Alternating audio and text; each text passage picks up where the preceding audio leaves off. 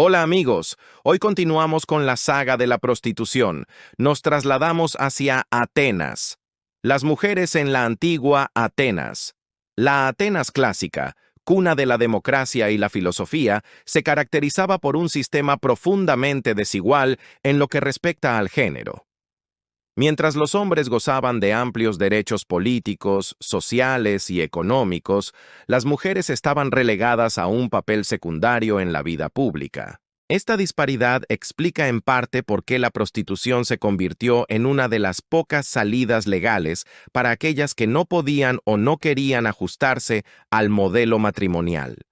En la visión ateniense, la mujer era considerada un ser incompleto, biológicamente más débil, y espiritualmente inestable. Filósofos como Aristóteles afirmaban que la mujer era un varón imperfecto, un cuerpo cuya función principal era la reproducción. Bajo esta perspectiva, el deber cívico de toda mujer consistía en dar a luz y criar ciudadanos, asegurando la continuidad de la polis. En el plano legal, las mujeres eran vistas casi como menores de edad perpetuas. No podían firmar contratos, poseer propiedades de gran valor ni participar en la política. Su vida estaba supervisada por un quirios, tutor masculino, que solía ser el padre, el esposo o, en caso de quedar viuda, el hijo mayor. Incluso su movilidad en la ciudad era restringida. Podían asistir al mercado en espacios delimitados, pero siempre con limitaciones en sus transacciones, y su participación en la vida pública era mínima, salvo en el ámbito religioso. El hogar ateniense reflejaba estas jerarquías. Las viviendas estaban divididas en secciones: los andron, destinados a los hombres y a sus invitados, y el ginaikonitis, el espacio de las mujeres, muchas veces apartado y cerrado con llave. Allí las esposas, hijas y esclavas femeninas se dedicaban a las labores domésticas: hilar, tejer, educar a los hijos pequeños y velar por el orden de la casa. En contraste con este aislamiento, las mujeres tenían un papel esencial en la religión. Eran las encargadas de confeccionar el peplos que cada año vestía la estatua de Atenea en la Acrópolis. Podían ser sacerdotisas y participaban activamente en festivales como las tesmoforias, en honor a Deméter y Perséfone, un rito exclusivamente femenino. No obstante, estas actividades, aunque importantes, no les otorgaban poder político ni autonomía económica. El matrimonio era el destino esperado de toda mujer ateniense. Una joven que moría antes de casarse era lamentada, según las fuentes, no tanto por su vida perdida, sino porque no había cumplido su deber de esposa y madre. Esta presión social contrastaba con las restricciones impuestas a las esposas dentro del matrimonio. Su libertad de acción era limitada, sus interacciones vigiladas y sus aportaciones invisibilizadas. Es en este marco donde la prostitución emerge como una alternativa radical. Para muchas, convertirse en prostituta era la única vía hacia una vida independiente, libre de la tutela masculina. Aunque no todas lo elegían voluntariamente, pues muchas eran esclavas o eran forzadas a ello, existía la posibilidad de transformar esa condición en un camino hacia la autonomía. De este modo, en Atenas se dio la paradoja de que, en una sociedad que restringía severamente la libertad femenina, la prostitución se convirtió en una profesión legal, con reconocimiento social y con capacidad de ofrecer cierta independencia económica y personal a las mujeres. Las pornai. El término pornai proviene del verbo griego pornein, que significa vender. Se trataba de las prostitutas más comunes, aquellas que ejercían en burdeles públicos, en las calles, en tabernas y en fiestas privadas. Su número superaba con creces al de las cortesanas de élite, hetairai, y constituían el grueso de la prostitución en la Atenas antigua. Fue el legislador Solón quien, en el siglo VI a.C., organizó la prostitución como institución social y económica. Abrió burdeles públicos, reguló su funcionamiento y estableció un impuesto específico que se destinaba a obras públicas: la construcción de templos, la reparación de caminos y hasta la financiación de festivales religiosos. Es decir, el cuerpo de las pornai contribuyó literalmente a levantar parte de la grandeza arquitectónica y cultural de Atenas. El precio de sus servicios estaba fijado. Una sesión con una porné costaba un óbolo, es decir, una sexta parte del salario diario de un obrero. Este bajo costo las hacía accesibles a marineros, soldados y jóvenes atenienses que aún no habían contraído matrimonio. Muchas veces, sin embargo, las pornai complementaban su ingreso con trabajos femeninos tradicionales, como hilar o tejer lana, vendiendo sus productos a otras mujeres en espacios permitidos del ágora. La mayoría de las pornai eran esclavas, forzadas a prostituirse por sus dueños. Otras eran mujeres libres empobrecidas o viudas que, sin un tutor masculino, no tenían otra salida económica. Existía incluso la práctica de que madres viudas empujaran a sus hijas a la prostitución como medio de supervivencia. Esta realidad evidencia la crudeza de la dependencia femenina en el mundo ateniense. El trabajo de las pornai no se limitaba al sexo. Muchas aprendían a tocar instrumentos, cantar o bailar, ya que eran contratadas también como entretenimiento en los simposios, banquetes masculinos.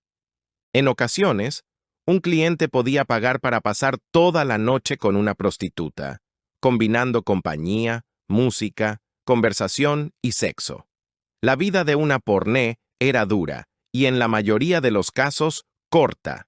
Debían competir entre ellas por atraer clientes, lo que llevó al desarrollo de técnicas de maquillaje, vestimenta y seducción muy elaboradas. Como cuenta el poeta cómico Alexis, utilizaban zapatos con corchos para parecer más altas, rellenos para acentuar sus formas y cosméticos para embellecerse. La apariencia era un instrumento de supervivencia. A pesar de la explotación, algunas pornai lograban ascender socialmente. Podían ahorrar dinero, comprar esclavas jóvenes a las que entrenaban y construir así pequeñas redes de trabajo que les aseguraban sustento en la vejez. Sin embargo, esta posibilidad estaba reservada a unas pocas. La mayoría vivía en condiciones precarias, marcada por la marginación y la falta de protección legal. Un aspecto importante es que, a diferencia de sus clientes, las pornai no eran estigmatizadas de manera severa. Su trabajo era considerado un servicio necesario para la polis, y el hecho de que pagaran impuestos les otorgaba un grado de legitimidad.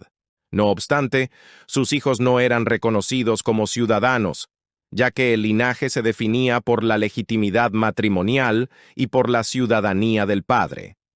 En síntesis, las pornai representaban la cara más dura y extendida de la prostitución en Atenas. Mujeres sometidas a la necesidad económica, muchas veces esclavas, pero también protagonistas de una actividad institucionalizada que sostenía de manera invisible la vida pública y religiosa de la ciudad. 3. Las hetairai. En el otro extremo del espectro se encontraban las hetairai, cortesanas de clase alta que desempeñaban un papel mucho más complejo y prestigioso en la sociedad ateniense.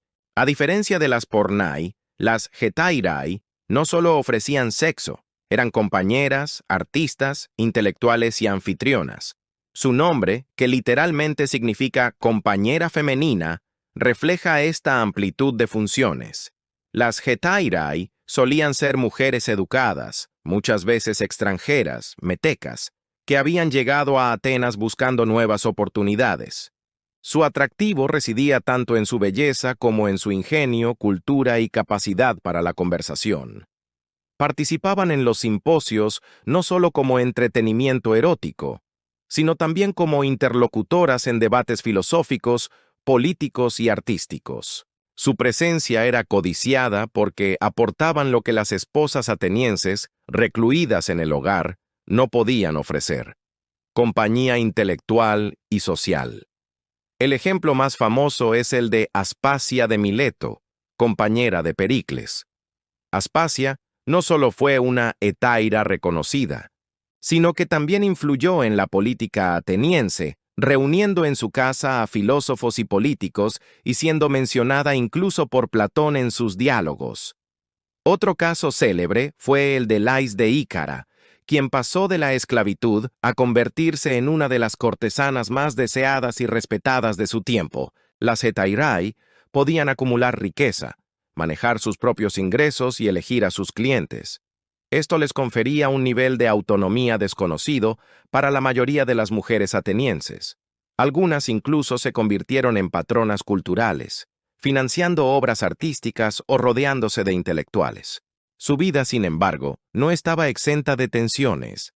Aunque admiradas en los círculos masculinos, eran vistas con recelo por las esposas legítimas y excluidas de la posibilidad de transmitir ciudadanía a sus hijos. Algunas hetairai, como la legendaria Filénide de Samos, incluso incursionaron en la literatura erótica, desafiando los roles tradicionales de género. Sus escritos, reales o atribuidos, alimentaron la imagen de la mujer como objeto sexual, pero también demostraron la capacidad de estas cortesanas para intervenir en el ámbito cultural. La diferencia esencial entre las hetairai y las pornai radicaba en la elección. Mientras que muchas pornai eran forzadas a prostituirse, las hetairai solían asumir su rol como un camino hacia la independencia y la influencia. Estilo de vida podía ser visto como un acto de rebeldía frente a las limitaciones impuestas a las esposas y madres atenienses. No obstante, no debemos idealizarlas. Aunque gozaban de un estatus especial, seguían estando fuera del sistema de ciudadanía y eran juzgadas desde la lente de la misoginia griega. Sus historias, sin embargo, revelan cómo la prostitución en Atenas no fue un fenómeno homogéneo, sino una realidad con múltiples rostros, que oscilaban entre la marginación y el prestigio. La prostitución en la antigua Atenas fue un fenómeno profundamente enraizado en la estructura social, económica y cultural de la polis. Desde las humildes y explotadas pornai hasta las influyentes hetairai, todas compartían un rasgo común.